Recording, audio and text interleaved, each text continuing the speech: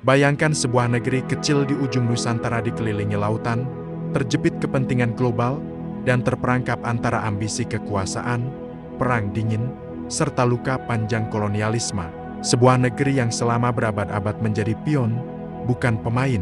Namun pada tahun 1999, tanah itu berubah menjadi saksi sejarah paling kelam di Asia Tenggara: pembantaian, pembakaran, pelanggaran HAM, air mata, dan kemenangan paling mahal yang pernah dibayar sebuah bangsa. Inilah kisah tentang bagaimana Timor Timur jatuh ke dalam tragedi, dan bagaimana Timor Leste akhirnya lahir dari puing-puing kehancuran. Awal segalanya, sebuah pulau yang tak pernah benar-benar merdeka. Timor Timur bukanlah tanah yang sunyi dari konflik. Sejak awal abad ke-16, Pulau Timor menjadi rebutan dua kekuatan Eropa, Portugis dan Belanda. Portugis akhirnya menguasai sisi timur pulau, sementara Belanda mengambil bagian barat. Selama lebih dari 400 tahun, Timor Timur berada di bawah Portugal, hampir tanpa pembangunan signifikan. Banyak saksi sejarah menyebutkan bahwa Timor Timur adalah koloni paling miskin Lisbon. Di Dili pada tahun 1960-an, tidak ada universitas, hanya satu SMA, jalan raya buruk, dan angka buta huruf mencapai lebih dari 90%. Namun justru kemiskinan inilah yang membuat rantai kolonialisme lebih mudah dipertahankan. Rakyat hidup sederhana. Kerajaan-kerajaan adat dibiarkan berjalan. Dan Portugal tidak menganggap wilayah ini penting secara ekonomi. Segalanya berubah pada tahun ke-1974. Revolusi bunga di Portugal menggulingkan rezim Estado Novo, memaksa kerajaan-kerajaan kolonial melepaskan wilayah jajahan mereka, termasuk Timor Timur. 2. Kekacauan setelah Portugal pergi. 3. Kekuatan. 1. Pulau Portugal tiba-tiba menarik diri. Tidak ada transisi. Tidak ada struktur pemerintahan yang siap berdiri. Dari kekosongan ini muncul 3 kekuatan utama yang berebut pengaruh. UDT União Democrática Timorense berhaluan pro-Portugal, ingin Timor Timur tetap menjadi bagian dari komunitas berbahasa Portugis. FRETLIN Frente Revolucionaria de Timor-Leste Independente, kubu progresif, nasionalis, dan anti-kolonial, menginginkan kemerdekaan penuh. APODET Asociação Popular Democrática Timorense, kelompok minoritas tetapi memiliki dukungan intelijen asing. Mereka ingin Timor Timur bergabung dengan Indonesia. Ketegangan memuncak pada Agustus tahun 1975, ketika UDT melakukan kudeta terhadap FRETLIN. Perang saudara pecah. Catatan sejarah menyebutkan bahwa lebih dari 2.000 orang tewas hanya dalam beberapa minggu. Portugal mundur semakin jauh, meninggalkan kekacauan. Dan di luar pulau, ada negara besar yang sedang memperhatikan dengan sangat serius Indonesia. 3. Indonesia masuk. Antara ketakutan dan politik global, Indonesia era Presiden Soeharto sedang berada dalam konteks perang dingin. Pemerintah RI, khususnya intelijen militer, khawatir FRETLIN yang progresif dipengaruhi unsur kiri. Dokumen-dokumen CIA yang kini sudah dideklasifikasi mengungkapkan bahwa Amerika dan Australia mendorong Indonesia mengambil alih untuk mencegah terbentuknya Kuba Mini di Asia Tenggara. Sementara itu, FRETLIN yang berhasil memenangkan konflik internal mendeklarasikan kemerdekaan pada 28 November tahun 1975. Indonesia bereaksi cepat. Pada 7 Desember tahun 1975, Operasi Seroja diluncurkan. Ribuan pasukan darat, laut, dan udara masuk ke Timor Timur. Fakta dalam banyak laporan internasional, ratusan warga sipil terbunuh dalam penyerangan awal. Puluhan ribu mengungsi ke pegunungan. Perlawanan FRETLIN berlangsung hingga lebih dari 15 tahun. PBB tidak pernah mengakui integrasi Timor Timur ke Indonesia. Namun secara de facto, wilayah ini dikelola sebagai provinsi ke-27 dari tahun 1976 hingga ke 1999. 4. Timor Timur dalam Indonesia, pembangunan, penderitaan, dan perlawanan. Pada satu sisi, Indonesia membangun jalan raya, sekolah dan fasilitas kesehatan berdiri. Infrastruktur meningkat signifikan dibanding era kolonial. Tetapi di sisi lain, realitasnya jauh lebih kelam. Banyak laporan menunjukkan perang gerilya berkepanjangan antara FRETLIN dan ABRI. Program pemanusiaan yang memindahkan warga ke kamp konsentrasi berpagar. Ratusan desa dibakar untuk memutus jalur logistik gerilyawan. kekurangan makanan parah pada akhir 1970-an, yang menurut beberapa laporan menewaskan puluhan ribu warga. Banyak orang Timur Timur hidup dalam dua wajah realitas. Pembangunan yang terlihat dan trauma yang tak pernah hilang. Pemicu besar, Santa Cruz.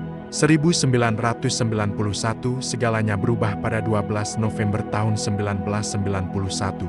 Pemakaman aktivis muda Sebastio Gomez berubah menjadi demonstrasi besar pro kemerdekaan di pemakaman Santa Cruz. Dili, ketika massa bergerak, pasukan Indonesia menembaki kerumunan. Video tragedi ini direkam oleh wartawan asing. Untuk pertama kalinya dunia melihat secara langsung apa yang terjadi di Timur Timur. Data resmi Indonesia menyebut 19 orang tewas. Namun organisasi HAM internasional mencatat korban bisa mencapai 250 orang. Rekaman Santa Cruz menjadi pemicu yang mengguncang dunia. Kongres AS menekan Indonesia. PBB kembali mengangkat isu Timur Timur. Aktivis seperti Sanana Gasmo, Jas Ramos Horta, dan Bishop Carlos Belo mendapat dukungan global. Pada tahun 1996, Belo dan Ramos Horta mendapatkan Nobel Perdamaian. Dunia mulai tidak bisa diam lagi. Jatuhnya Soeharto dan referendum. 1999 setelah krisis ekonomi menghancurkan Indonesia pada 1998, Soeharto jatuh. Presiden B.J. Habibie mengambil keputusan yang mengubah sejarah. Di tengah tekanan dunia internasional, Habibie menawarkan referendum kepada rakyat Timur Timur, apakah ingin otonomi khusus dalam Indonesia atau merdeka. Hasilnya diumumkan pada 30 Agustus tahun 1999, 78,5% memilih merdeka, hanya 21,5% memilih tetap bersama Indonesia, dan dari titik ini, tragedi terbesar dalam sejarah Timur terjadi. 7. Kehancuran 1999, ketika Dili terbakar milisi pro-integrasi. Beberapa didukung oleh unsur militer, melakukan aksi balasan brutal, rumah dibakar massal, ribuan warga dibunuh atau diculik, sekitar 250.000 warga dipaksa mengungsi ke Nusa Tenggara Timur, 70% infrastruktur Dili rata dengan tanah, gereja, sekolah, kantor PBB, rumah warga semuanya menjadi abu. Laporan PBB mencatat, Timur Timur mengalami penghancuran paling besar dalam sejarah modern Asia dalam waktu kurang dari 1 bulan. Akhirnya, di bawah tekanan global, Indonesia menerima masuknya pasukan penjaga perdamaian INTE-RFET yang dipimpin Australia pada September tahun 1999. 8. Timor Leste lahir dari puing-puing dengan masuknya INTE-RFET, kekerasan mereda. PBB mengambil alih pemerintahan transisi di bawah UNTAET. Lalu, setelah bertahun-tahun perjuangan, pada 20 Mei tahun 2002, Timor Leste resmi menjadi negara merdeka. Sanana Gasmo diangkat sebagai presiden pertama. Negeri kecil yang pernah menjadi ajang perang proksi akhirnya berdiri sendiri meski penuh luka yang belum sembuh. 9. Luka yang masih terasa hingga hari ini meski merdeka. Timor Leste menghadapi ekonomi yang sangat bergantung pada minyak dan gas, pengangguran tinggi, trauma sosial dan perpecahan antar kelompok pro kemerdekaan dan pro integrasi, ketegangan politik internal. Namun masyarakat Timor Leste tetap bertahan. Mereka membangun dari awal dengan memori pahit sebagai penguat identitas nasional. Penutup, sebuah bangsa yang lahir dari api Timor Leste bukan sekadar negara kecil yang lahir dari konflik. Ini adalah bangsa yang bangkit dari 400 tahun kolonialisme, 24 tahun integrasi penuh konflik. Tragedi 1991, pembantaian 1999, dan keteguhan hati rakyatnya sendiri. Merdeka bukan hadiah, tetapi harga yang mereka tebus dengan darah.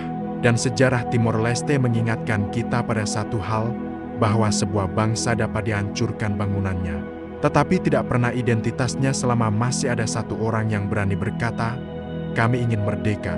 Angin di Dili pada awal 1999 terasa lebih berat dari biasanya. Awan kelabu seperti menandakan sesuatu yang akan pecah. Di jalanan, orang-orang berjalan dengan gugup, seolah tanah yang mereka pijak sewaktu-waktu bisa berubah menjadi bara. Setelah jatuhnya Soeharto pada Mei tahun 1998, Indonesia memasuki masa transisi politik. Presiden baru, B.J. Habibie, menghadapi tekanan luar biasa dari berbagai negara terutama Portugal, Australia, dan Perserikatan Bangsa-Bangsa untuk memberikan solusi terhadap status Timor Timur yang sudah puluhan tahun diperdebatkan. Namun tidak ada yang menyangka bahwa keputusan Habibie pada Januari 1999 akan mengguncang sejarah. Ke-17, keputusan yang mengubah segalanya. Dalam sebuah rapat yang sangat singkat, Habibie menyetujui usul untuk memberikan dua pilihan kepada rakyat Timor Timur: otonomi luas di bawah Indonesia atau memisahkan diri menjadi negara merdeka. Keputusan ini diumumkan tanpa konsultasi mendalam dengan TNI, DPR, maupun Kementerian Luar Negeri. Banyak pejabat terkejut. Tetapi jauh lebih besar lagi kejutannya bagi para elite pro-integrasi di Timor Timur yang selama ini merasa posisi mereka aman. Dunia terhenyak. Untuk pertama kalinya sejak 1975, pintu menuju kemerdekaan Timor Timur benar-benar terbuka. Tapi pintu itu ternyata berdarah. Ke-18, milisi, bayangan perang saudara. Begitu keputusan referendum diumumkan, berbagai kelompok pro-integrasi mulai membentuk pasukan milisi, Aitarak. Dipimpin Yuriko Guterres. Besi merah putih Mahdi mati hidup dengan Indonesia. Tim Al-Falak Saur. Milisi-milisi ini mengklaim mereka adalah perisai untuk mempertahankan Indonesia dari perpecahan. Namun banyak laporan menyebutkan bahwa mereka melakukan intimidasi, pembakaran rumah, dan kekerasan terhadap warga yang diduga pro-kemerdekaan. Sementara itu, kelompok pro-kemerdekaan seperti CNRT Consejo Nacional de Resistencia Timorense dan tokoh-tokoh seperti Sanana Gasmu, Jas Ramos Horta, serta Uskup Carlos Belo mencoba tetap tenang, walaupun dalam hati mereka tahu bahwa badai sedang menunggu di ujung jalan. Ke-19, bulan-bulan yang menegangkan. Referendum dijadwalkan pada 30 Agustus tahun 1999. Sebelumnya, terjadi gelombang ketegangan. Orang-orang diburu milisi. Gereja yang selama ini menjadi tempat paling aman mulai penuh oleh pengungsi. TNI dituduh membiarkan milisi beraksi. Para diplomat asing mulai mengevakuasi warganya. Tetapi di balik itu semua, rakyat Timor Timur tetap bersiap memberikan suara. Mereka sadar keselamatan mereka tidak terjamin. Namun mereka juga tahu, kesempatan seperti ini mungkin tidak akan datang lagi selama 100 tahun. Ke-20, hari referendum 30 Agustus tahun 1999 menjadi salah satu hari paling bersejarah dalam sejarah Asia Tenggara. Sejak subuh, rakyat Timor Timur berbaris antri di TPS. Mereka berjalan kaki, sebagian menempuh jarak belasan kilometer. Bahkan ada orang tua berusia 80 tahun yang dipapah keluarganya demi bisa memilih. Ketika tinta ungu diteteskan ke jari mereka, banyak yang menangis. Karena saat itu, mereka sudah siap bahkan jika pilihan mereka membawa maut. Ke-21, hasil suara yang menggemparkan pada 4 September tahun 1999. PBB mengumumkan hasil resmi. 78,5% memilih merdeka, 21,5% memilih otonomi. Dunia bersorak. Tetapi di Timor Timur, justru neraka terbuka. Ke-22, operasi bumi hangus. Begitu hasil diumumkan, milisi pro-integrasi dan unsur tertentu dari aparat segera bergerak. Mereka menyerang kota-kota besar. Di Lisuai, Likuya, Maliana Aile, rumah-rumah dibakar. Ribuan orang mengungsi ke hutan. Gereja-gereja diserbu. Banyak pendeta dan biarawati dibunuh. Yang paling mengerikan adalah pembantaian Suai 6 September tahun 1999. Lebih dari 200 orang dibunuh di dalam gereja. Ave Maria, tragedi Likuya 1999. Puluhan orang dibunuh ketika melarikan diri ke gereja. PBB mencatat lebih dari 1.500 orang tewas. Meski banyak laporan independen meyakini angka sesungguhnya lebih besar. Sekitar 250.000 orang, hampir sepertiga penduduk Timor Timur, dipaksa mengungsi ke Nusa Tenggara Timur. Dunia internasional mengecam keras, tetapi milisi tampak tidak peduli. Mereka merasa dunia terlalu lambat untuk menghentikan kekacauan. Ke-23, tekanan internasional memuncak. Australia menjadi negara paling vokal yang menuntut intervensi. AS di bawah Presiden Bill Clinton menghentikan seluruh hubungan militer dengan Indonesia. Jepang, Uni Eropa, dan negara-negara ASEAN mendesak Indonesia bertindak. Sementara Indonesia menghadapi posisi sulit. Negara sedang dalam krisis ekonomi pasca 1998 pemerintahan Habibie. Baru beberapa bulan berjalan, TNI terpecah antara pihak yang pro dan kontra referendum. Akhirnya, Pada 12 September tahun 1999, Presiden Habibie menyetujui pembentukan pasukan internasional ke-24. Operasi NTRFET 1999 NTRFET dipimpin Australia, mendarat di Dili pada 20 September tahun 1999. Kehadirannya langsung menghentikan sebagian besar aksi kekerasan. Milisi melarikan diri ke hutan dan perbatasan. Sebagian berhasil ditangkap. Timor Timur resmi berada di bawah administrasi PBB melalui UNTAT untuk pertama kalinya dalam ratusan tahun. Timor Timur benar-benar bebas dari penjajahan apapun. Ke-25, 20 Mei tahun 2002, negara baru bernama Timor Leste setelah proses panjang di bawah PBB. Akhirnya pada 20 Mei tahun 2002, Timor Timur mendeklarasikan dirinya sebagai Republika Demokratika de Timor Leste Xanana. Gasmo dilantik sebagai presiden pertama. Rakyat merayakan hari itu dengan tangis-tangis bahagia dan tangis kehilangan. Karena kemerdekaan mereka dibayar dengan darah ribuan orang. Ke-26, luka yang tidak pernah hilang meskipun negara baru berdiri. Trauma itu tetap tinggal. Banyak keluarga yang kehilangan anggota. Banyak bangunan bersejarah hancur terbakar. Banyak pelaku kekerasan tidak pernah diadili. Tetapi Timor Leste membuktikan diri bahwa mereka bisa bangkit. Mereka mulai membangun ekonomi berbasis minyak, kopi, dan pariwisata. Hubungan Indonesia-Timor Leste kini menjadi salah satu yang paling damai di kawasan. Ironisnya, negara yang pernah menjadi penjajah kini menjadi salah satu sahabat terdekatnya. Ke-27, akhir sebuah tragedi awal sebuah bangsa. Kisah Timor Timur bukan hanya kisah perang, kolonialisme, atau geopolitik. Ini adalah kisah tentang keteguhan rakyat kecil, keberanian mempertahankan martabat, harga yang harus dibayar demi kemerdekaan, dan hingga hari ini. Setiap 30 Agustus, rakyat Timor Leste mengenang hari referendum itu dengan khidmat. Karena mereka tahu, kemerdekaan bukan hadiah. Kemerdekaan adalah darah. Dan darah itu tidak boleh dilupakan.